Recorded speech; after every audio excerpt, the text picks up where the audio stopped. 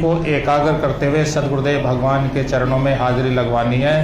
बोलो जयकारा बोल मेरे श्री गुरु महाराज की, बोलो साचे दरबार की, बोलो श्री नंगली निवासी भगवान की, बोलो श्री परमहंस दयाल जी महाराज की, बोलो श्री निजातम भगवान की, बोलो श्री सार भगवान की। धन्यवाद। श्री निजातम जी की ये जयंती आज दूसरा दिन का ये रात्रि का सत्संग आप सब लोग आए हैं सदगुरुदेव भगवान के चरणों में। महापुरुष कहते हैं कि जो सुख को चाहे सदा शरण राम की ले है। यदि सुख को प्राप्त करना चाहते हो तो सदगुरुदेव भगवान की शरण लो, क्योंकि संसार के पदार्थों में सुख नहीं है। आज हमारे पास गाड़ी है, अच्छा बंगला है, सब कुछ होते हुए भी मन अशांत है, परेशान है। सारी चीज घर में है लेकिन मन में शांति नहीं है। तो इसलिए तो कहते हैं कि जे सुख को चाहे सदा शरण राम की ले है। यदि सुख को प्राप्त करना चाहते हो तो भगवान की शरण लो, क्योंकि भगवान के चरणों में ही सुख और शांति है। कहो नानक सुन रे मना दुर्लभ मानुष देह है। ये जो हमको शरीर मिला है ये बड़ा दुर्लभ है। देवता लोग भी इस शरीर में आने के लिए तरसते हैं। क्यों? क्योंकि उनके पास में भोग है, मुक्ति नहीं। मुक्ति तो इस धराधाम पर आने के बाद ही मनुष्य शरीर से ही मिलेगी। तो वो भी प्रार्थना करते हैं कि यदि एक बार हमको मनुष्य शरीर मिल जाए तो हम भी इस शरीर के द्वारा भजन भक्ति करके अपना जन्म मरण का बंधन काट ले। तो कहते हैं कि जे सुख को चाहे सदा शरण राम के ले है। कहो नानक सुन रे मना दुर्लभ मानुष दे है। साधु संगत सुख उपजे, साधु संगत दुख जाए, सहजे सहजे रे मना सुख में रहे समाये। जब आप संत महापुरुषों की संगत करोगे तो वो आपको नाम की बख्शीश देंगे, जिसके द्वारा आपके दुख दर्द दूर होंगे।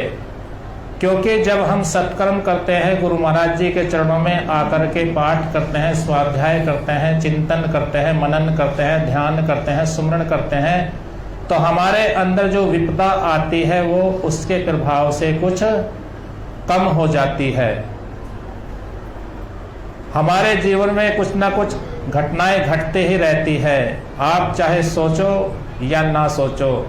लेकिन सेवा का एक अपना स्तर होता है, क्योंकि जो गुरु दरबार में आकर के सेवा करता है उसका जीवन धन्य हो जाता है। सेवा करने से हमारे अंदर के विकार दूर होते हैं और हमारा अंतःकरण शुद्ध होता है, क्योंकि उसमें हमको अपने मान को मिटाना पड़ता है। तो सेवा और सुमरण महापुरुषों ने हमको दो मार्ग बताए हैं। क्योंकि सेवा और सुमरण ऐसे समझो जैसे एक पंछी के दो पर होते हैं। यदि दोनों पर पंछी के सुरक्षित होंगे तो वो उन पंखों के द्वारा, उड़ान के द्वारा अपनी मंजिल पे सहज ही पहुंच जाएगा। यदि एक पंख उसका कट गया तो वो अपनी मंजिल पर नहीं पहुंच सकता। क्योंकि हम भजन ही करें तो भजन करने से क्या होता है कि हमारे अंदर अहंकार भी आ सकता है कि मैं इतनी देर भजन करता हूँ, इतनी देर ध्यान करता हूँ, इतनी देर सिमरण करता हूँ, तो मन में अहंकार भी आ सकता है। और जब मन में अहंकार हो जाता है भक्ति फिर वहीं पर स्टॉप हो जाती है। तो इसलिए भक्ति का तो मार्ग जो है सहज है, सरल है, नम्र है, तभी वो आगे बढ़ जाता है। महापुरुषों के अंदर जितनी दिव्यता होती है वो उतने ही कोमल होते हैं। जिस प्रकार से एक पेड़ पे फल लद जाते हैं तो वो झुक जाती है उसकी टहनियाँ, ऐसे ही जब हम सेवा करते हैं तो धीरे धीरे हम गुरु महाराज जी के और बढ़ते जाते हैं। क्योंकि सेवा का प्रकल्प देखो, श्री रामचरितमानस में आता है कि जब भगवान राम समुद्र के उस पार जाने के लिए सेतु का काम चल रहा था, अनेकों नर बालू उसमें पत्थर डाल डाल कर सेवा कर रहे थे। तो वहां पर एक गिलहरी थे, वो सब ये कार्य देख रहे थे। वो सोचने लगे मैं कितनी अभागी हूं, ये सब वानर देखो सेवा कर रहे हैं और मैं यहाँ ऐसे ही बैठी हूं, मेरे जीवन को धिक्कार है। तो उसके मन में एक विचार आया, सेवा करने वालों को सेवा कहनी नहीं पड़ती, वो सेवा को ढूंढ लेता है जो उसको दिखाई देती है। उसके मन में विचार आया कि ये पत्थर बिछाए जा रहे हैं और ये नुकीले पत्थर हैं, तो ये पत्थर मेरे भगवान श्री राम के पैरों में चुभेंगे, क्योंकि उनके पैर तो बड़े कोमल है। तो उसके मन में विचार आया क्यों ना मैं उनमें थोड़ी थोड़ी वो रेत लाकर भर दूं। तो उसने क्या किया, अपने शरीर को समुद्र में जाकर के गीला किया और सूखे रेत में लेट पोट के जहां पर वो खाली जगह थी उसको वहां झाड़ करके वो उस गड्ढे को धीरे धीरे भरने लग गई। इससे क्या हुआ कि जो समुद्र का काम था, जो पुल बन रहा था, उसमें विलंब होने लगा। क्यों, वानर भालू जब वो जाती तो उसके पैर बचा के चलते, कहीं पैर के नीचे आना जाए, मर ना जाए, तो उससे कार्य में विलंब होने लग गया। तो भगवान श्री राम ने हनुमान जी से कहा कि भाई देखो क्या माजरा है। तो हनुमान जी ने देखा कि गिलहरी जाती है और वो अपने शरीर में लपेट करके रेत के कण जहां पर गड्ढा होता है वहां पर वो गिरा देती है। तो वो हनुमान जी भगवान श्री राम को सारा वृत्तांत बताते हैं। तो उस गिलहरी को बुलाया जाता है, तो उससे पूछा जाता है कि भैया आप ये काम कब तक कर सकती हो। बोले ये तो बहुत बड़ा काम है। तो गिलहरी ने कहा कि प्रभु यदि आपकी कृपा हो जाए तो मैं ये काम कुछ ही क्षण में कर सकती हूँ। तो वास्तव में यह हकीकत है कि भगवान राम ने उसको अपनी गोद में लिया और उसके ऊपर हाथ फेरा। आज भी वो निशान उस गिलहरी के ऊपर हैं। तो सेवा का प्रकल्प बड़ा अनूठा और निराला होता है, क्योंकि गुरु दरबार की सेवा जिनको मिल जाती है वो बड़े भाग्यशाली और किस्मत वाले होते हैं, जिनको गुरु दादी नौकरी। तो ऐसी सेवा का मिसाल हम गुरु दरबार में देखने को मिलते हैं। जब भी पर्व होता है कितने दूर दूर से आकर के संगत सेवा करती है, तो साबुन लगाने से उसके अंदर का मैल निकल जाता है। ऐसे ही जब हम गुरु दरबार में आकर के कोई भी सेवा करे, झाड़ू लगाने की सेवा हो, बर्तन धोने की सेवा हो या कोई भी सेवा हो, सेवा कोई छोटी नहीं होती। और ये सेवा इंसान को कहां से कहां ले जाती है। हनुमान जी ने देखो भगवान श्री राम की सेवा करी तो देखो वो कहां से कहां पहुंच गए, क्योंकि उनके अंदर कोई अहंकार नहीं था।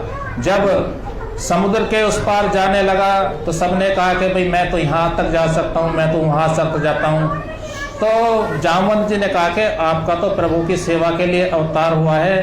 तो उन्होंने कहा कि तो हनुमान जी जब वो गए तो देखो कितने भगवान की कृपा हुई उनके ऊपर, क्योंकि वो भगवान को ही सर्वोपरि मानते थे। तो इंसान तो खाली निमित्त मात्र है, बाकी शक्ति तो गुरु महाराज की ही काम करती है। जिस प्रकार से महापुरुष देश देश में जाकर के नाम का डंका बजाते हैं, तो वो नाम का तो डंका बजाते हैं, लेकिन उनके अंदर मालिक की शक्ति काम करती है। वो ही जीवों को उनके चरणों में लाती है और उनका मार्गदर्शन करके वो गुरु महाराज जी के चरणों में लगाते हैं। आज देखो कितनी संगत गुरु महाराज जी के चरणों से जुड़ी हुई है।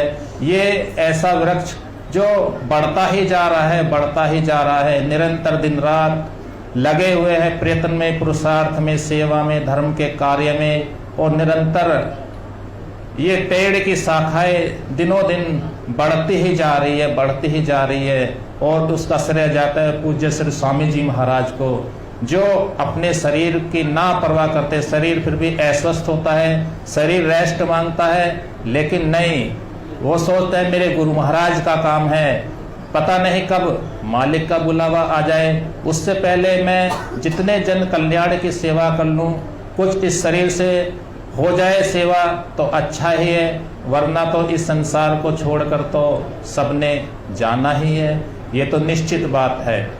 तो लेकिन जाने से पहले हम वहाँ की तैयारी कर ले जहाँ पर हमको जाना है। आप लोग कहीं तीर्थ यात्रा पर 2 दिन के लिए या 4 दिन के लिए जाते हो, तो वहाँ के जाने के लिए आप सामान भी रखते हो, पैसा भी रखते हो, खाने पीने के लिए रखते हो कि ये भी रख लूँ, 4 दिन के लिए जाना है। लेकिन जब उस प्रभु के धाम में जाना है, यदि हम तैयारी वहाँ कर जाने के लिए नहीं करेंगे तो हम भटक सकते हैं। तो इसलिए महापुरुषों ने हमको जो सेवा का जो सिमरण का मार्ग बताया है, हमको अपने जीवन में सेवा और सिमरण करते रहना चाहिए।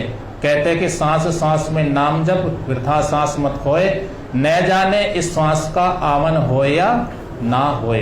हमारी सांस 24 घंटे निरंतर चलती रहती है, जिसमें हमारी 24,600 सांस आती जाती हैं। सांस वही कीमती है जिस सांस में मालिक का सिमरण हो, वरना सांस तो आ रही है, जा रही है और ये निरंतर चलती रहती है। सांस की कीमत हमको जब मालूम होती है, जब हम अस्पताल में भर्ती हो जाते हैं, हमारी नाक पे लग जाती है, उस समय एक एक सांस बड़ी आ रही है, जा रही है, उस समय डॉक्टर भी हाथ खड़ा कर देता है कि अब मेरे बस की बात नहीं, अब तो ऊपर वाला ही आपको बचा सकता है।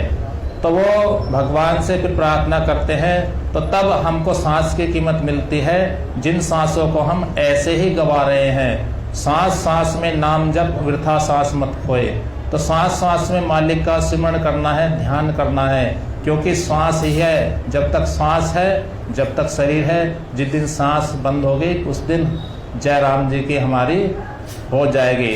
तो हम जिन महापुरुषों की याद में बैठे हैं, उन्होंने सांस सांस में ही तो मालिक का सिमरण किया, सांस सांस में ही सब अपने अंदर घट का उजियारा किया, क्योंकि हमारे घट के अंदर बहुत कुछ है। हम जब अंदर जाएंगे तो बहुत कुछ नज़ारा देखने को मिलेगा, क्योंकि जब तक हम बहिर्मुखी बने रहेंगे तो कुछ बात बनने वाली नहीं है। जब हम अपने घट के अंदर देखेंगे तो आपको क्या क्या नज़ारा देखेगा, ये तो आप खुद ही जान सकते हैं, क्योंकि अंदर बहुत कुछ है। जितना बाहर है, कहते हैं जोई पिंडे सोई ब्रह्मांडे, जो इस संसार में है वो हमारे सब कुछ अंदर है, लेकिन हम बहिर्मुखी हुए पड़े हैं। तो जरूरत है कि हम अपने घट के अंदर जाने का प्रयास करें, क्योंकि जब हम घट के अंदर जाएंगे तभी ही बात बनने वाली है।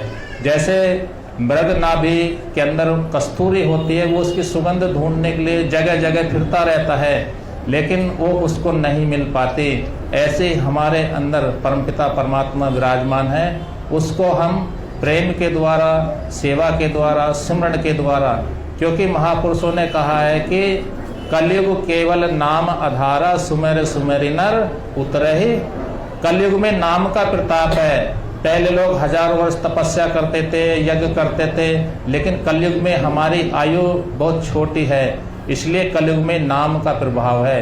तो जो नाम आपको मिला है उसका आप सांस सांस में सिमरण करें, चलते फिरते, उठते बैठते, नहाते धोते, हर समय उस नाम का सिमरण करते रहे, क्योंकि यदि हम ऐसा करते रहेंगे तो हमारा ये मन उस सिमरण में लगा रहेगा।